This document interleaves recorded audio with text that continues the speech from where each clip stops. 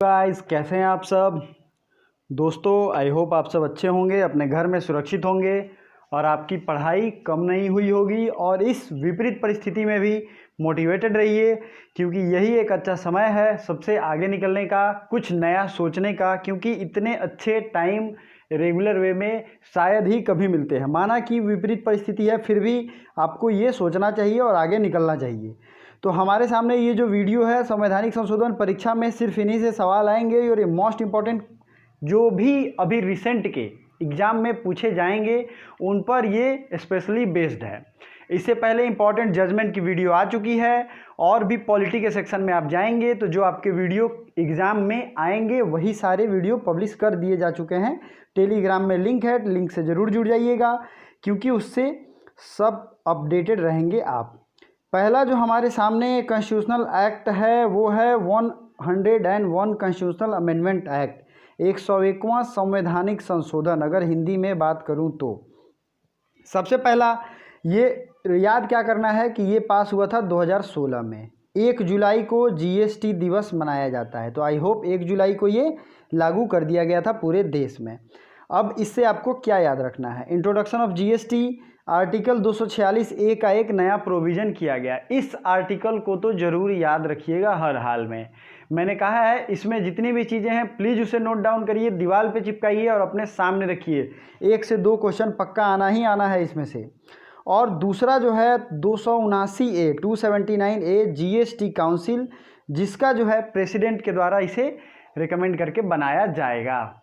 तो ये दोनों चीज़ें, दोनों आर्टिकल प्लीज़ याद रखिएगा, क्योंकि ये एक ऐसा फैक्ट है जो बार बार आएगा और आता ही रहेगा आगामी कई सारे एग्जाम्स में।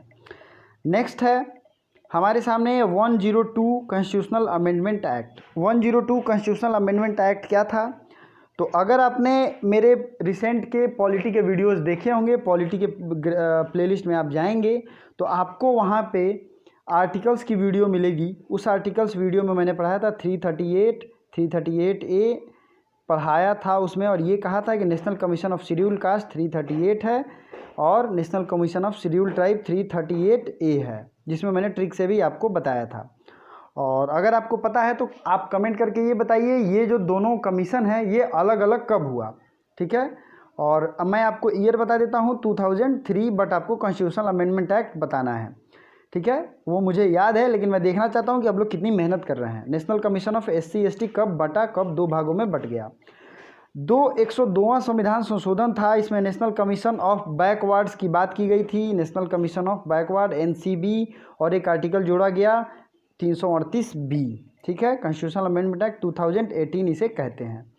फिर अगले साल आता है हमारे सामने 103rd अमेंडमेंट एक्ट, जिससे जो है रिजर्वेशन की बात की गई थी, और जिन 2 आर्टिकल्स में चेंज लाए गए थे वो था 15(6) और 16(6). इसमें EWS कैटेगरी के लिए आपको पता है 15(4) में स्पेशल जो पिछड़े लोग थे उनके लिए प्रोविज़न किया गया था, लेकिन इन इकोनॉमिकली वीकर सेक्शन के लिए प्रयास किया गया है 15(6) में, और 16(6) में उनके जॉब के लिए रिजर्वेशन की बात की गई है।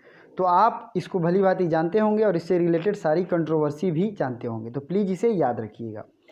104th constitutional amendment act SC/ST reservation और एंग्लो इंडियन कम्युनिटी के रिजर्वेशन से रिलेटेड है। आप इससे रिलेटेड फैक्ट्स जानते होंगे। जो 104th कॉन्स्टिट्यूशनल अमेंडमेंट एक्ट है, ये जो है हमारे देश में 2020 तक SC/ST रिजर्वेशन एक्सटेंड था, उसे अब 2030 तक कर दिया गया है, ठीक है। ये इसके साथ स्पेशल बात ये है कि ये स्पेशल मेजॉरिटी से पास किया जाएगा। इट मीन्स कि भारत के दोनों संसद के होने के बाद आधे राज्यों से सहमति लेनी पड़ेगी, फिर ये राष्ट्रपति के सिग्नेचर से लागू होगा। और एंग्लो इंडियन कम्युनिटी को जो भी रिजर्वेशन दिया जाता था, 2 एंग्लो इंडियन कम्युनिटी राष्ट्रपति के द्वारा चुने जाते थे और गवर्नर्स के द्वारा राज्य विधानसभाओं में, उसको भी ख़त्म कर दिया जाएगा। याद देखिएगा, ये बढ़ाया जाएगा लेकिन ये ख़त्म कर दिया जाना है। 104 कॉन्स्टिट्यूशनल अमेंडमेंट एक्ट पे मैंने बहुत ही बेहतरीन वीडियो बना चुका हूँ पहले से, डिटेल एनालिसिस उसमें है, तो उसको आप लोग ज़रूर देखिएगा, ठीक है। और ये जो है ज़रूर याद करिए, क्योंकि ये बहुत कम टाइम में बहुत ज़्यादा आपको फ़ायदा देने वाला है। आई होप आपको ये वीडियो अच्छा लगा होगा। अच्छा लगा हो तो वीडियो को लाइक ज़रूर कर दें और चैनल को सब्सक्राइब कर दें। Thank you so much.